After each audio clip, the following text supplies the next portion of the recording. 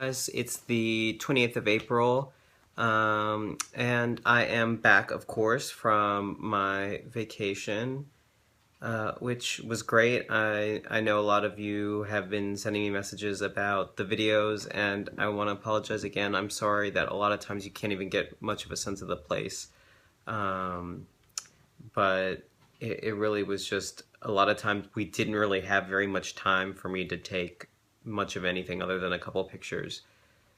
So unfortunately, there wasn't a lot of video. I tried to throw in a lot of pictures to kind of fill it out there. Um, but I could talk for days and days and days about all the things we saw, so many things. And in Tokyo, we saw a lot of things I've never seen. And in Kyoto, we really made a point to see stuff that I hadn't seen, which was really nice. So basically, for those of you that didn't really know what was going on, two of my friends from the U.S. were coming. They wanted to do this 3-week trip to Japan, and one of them is super obsessed with the Shinsengumi. So we had a lot of things related to that. I'd say probably 2/3 of the itinerary was just based around particular sites that had to do with them, which was great for me because I had a passing familiarity with some of that stuff, and don't point out all the cosplay that I've done that has to do with the Shinsengumi. That's different, of course. The series stretch a lot of that history or change it. But anyhow, we saw a lot of stuff that I hadn't seen because in unless you really sort of have the knowledge beforehand, a lot of these places aren't advertised to foreign tourists at all, let alone English speaking tourists.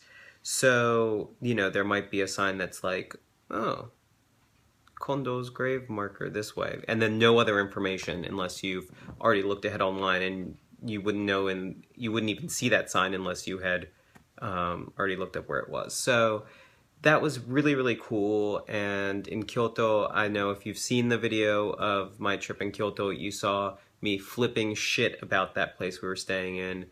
I don't even think you get a sense of how fucking incredible that place was, even with that video. So, I want to go back. Next time we go to Kyoto, I want to go back.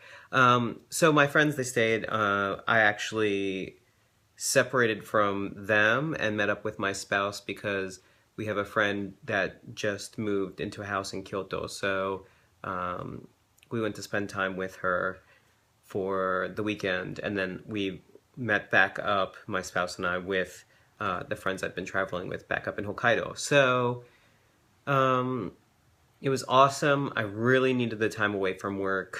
And it was just really good to be able to explore things that were really Japanese. And that sounds really weird because I've been living in this country over 2 years now, and yet it feels so different in Hokkaido from, whenever we go to Honshu, it always is like, wow, Japan, even though we live in this country, because it's a very different type of Japan. I know that that sounds weird, and I'm sure if you never had been to Japan and you just came to Hokkaido, it would feel very Japan. But as someone who's lived on Honshu and sort of all the things that we sort of think of as like, what the fuck is the English for it? Very like aesthetically Japanese. The kinds of things that we think of as the sort of cornerstones of Japanese culture, most of those are sort of missing here. I mean, the language is here, although there is Hokkaido dialect, and there's a different history, although there's a lot of shared history as well.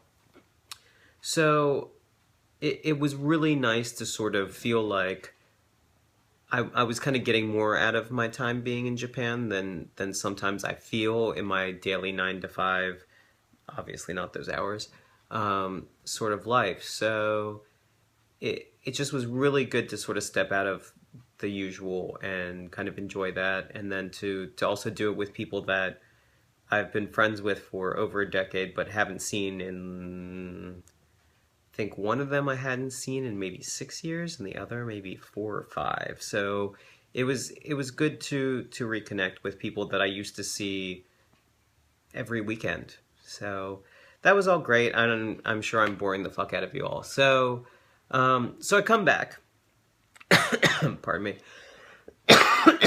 So I come back to work, and I give my omiyage that I got from Kyoto for everyone, and everyone's like, "Oh, that's so great! Your trip must have been so wonderful. Did you have any trouble with earthquakes or anything?" And I was like, "No, no, no, no, no." Kind of not even thinking about what I was hearing, just, "No, it was great. It was wonderful." And they're like, "Where all did you go?" And I was like, "Oh yeah, we just went to Tokyo and Kyoto, and then we kind of played around in Hokkaido."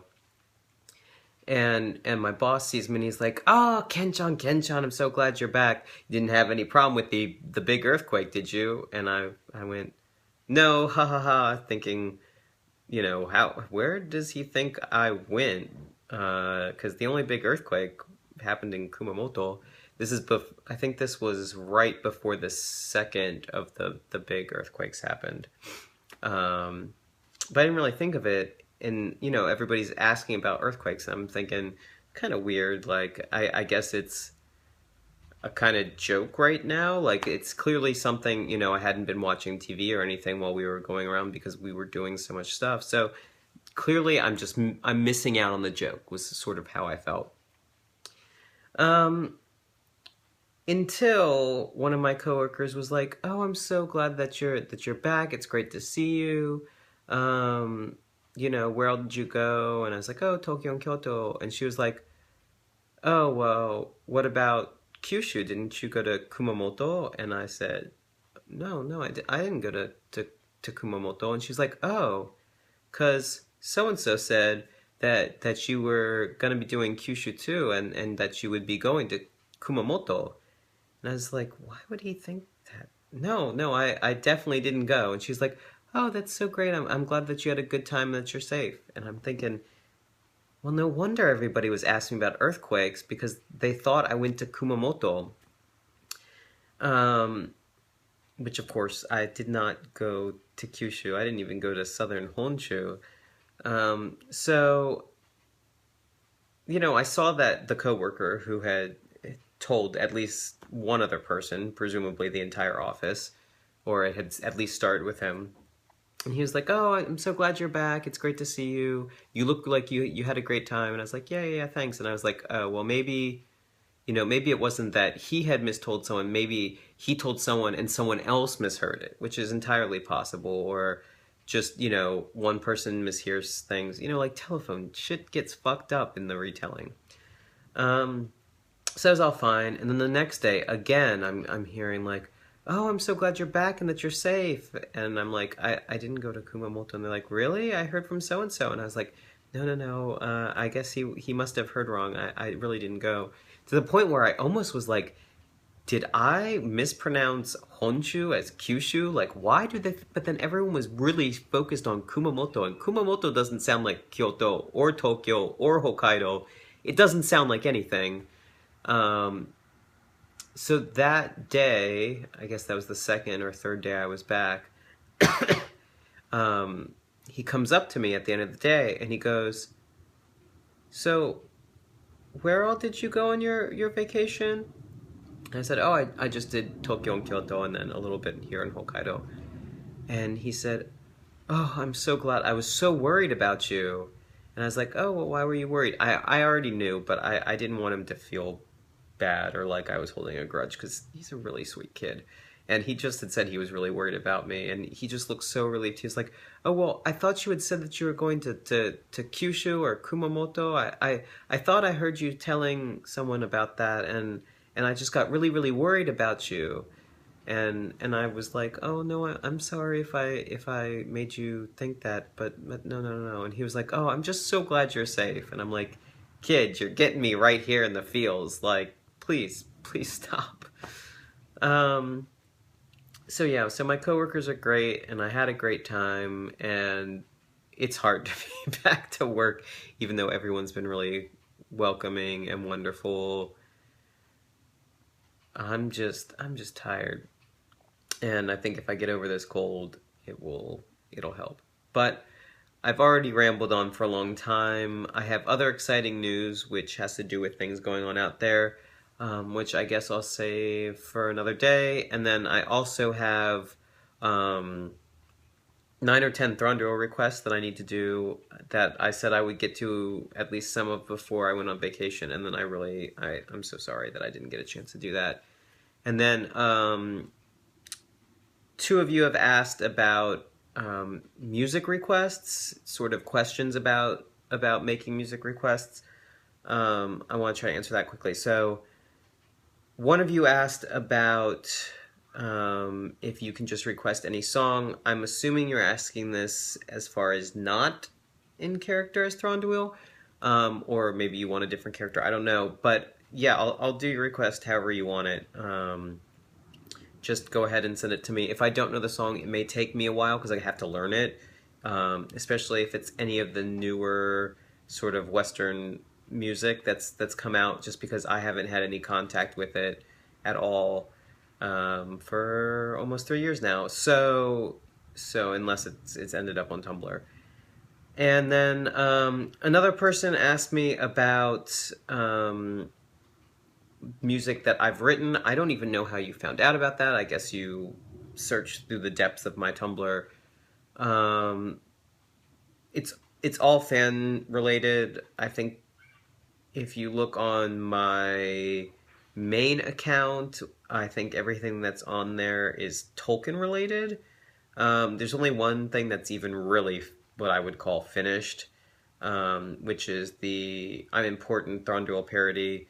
And yes, I know the person that has requested a music video that when I get a group of people, I will do that music video for you. Don't worry, I'm working on it. And then the other is it's all Elder Scrolls Online. It's actually a bard character of mine.